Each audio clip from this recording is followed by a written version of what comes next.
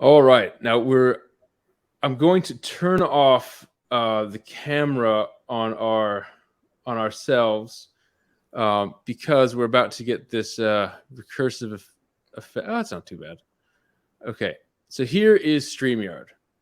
Now, StreamYard is what we use to stream with, and we'd love to get someone from StreamYard on the show eventually, just because it's such a really useful tool.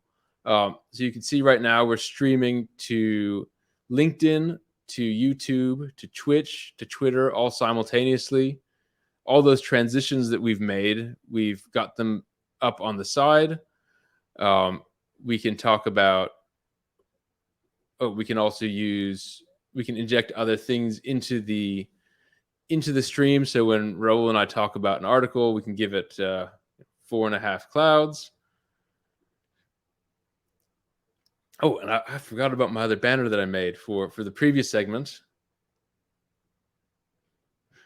So you can really have a lot of fun in StreamYard. It's made live streaming really easy. The first live stream I did that was for a different event, I tried to do all this custom work in OBS, and we came to the Q&A session, and everything was in the wrong place, and it was really hard to manage. And so StreamYard is a lot less flexible than OBS, but it's one of those, like, it just works. Once we started using it, we haven't had to think about it. It's been really nice.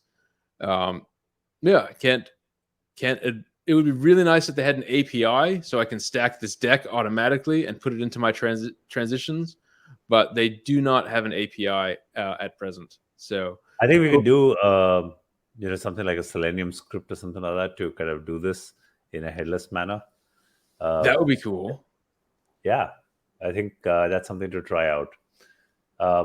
But just recollecting, didn't we do our first episode with OBS? Yes, and exactly. Really struggled with.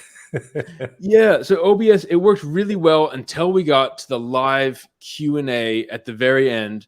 And what we were trying to do is we were trying to use Zoom and then screen capture parts of Zoom and push it into OBS.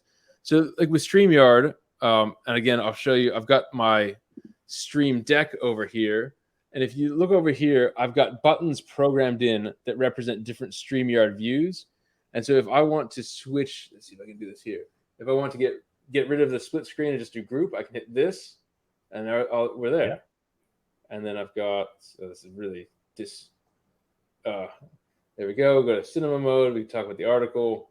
And so I've got this kind of by my right hand while we're doing the live streams. So that's a stream deck, and it pairs with StreamYard. And I've got some macros programmed in that will switch the different views. So I've got a little bit of control over it. I always think back to that Back to the Future when Emmett Brown is looking at the Sony Handycam. He says, "This is a portable television studio." I think this is like a I don't know, a TV station as a service. So I'm very happy to be using this. If I'm not mistaken, for the first episode, Stephen, I think you had most of your family being part of the coordination, and production team. Oh gosh, my brother was moderating the live stream, and it's StreamYard gives you everything all in one place. It's really, really neat. I think we had like 4 people behind the scenes who were literally just making sure that all the other pieces were being scheduled and showing up at the right time. It was quite a pain, and I think we've come a really long way since then. Oh, it's been really fun, and I'm excited to do a behind the scenes episode, in 6 months from now, and seeing where it's going to get to. All right, well, let's do. I think we have time for the using recognition.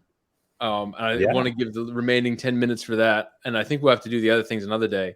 But let me queue up the recognition transition here.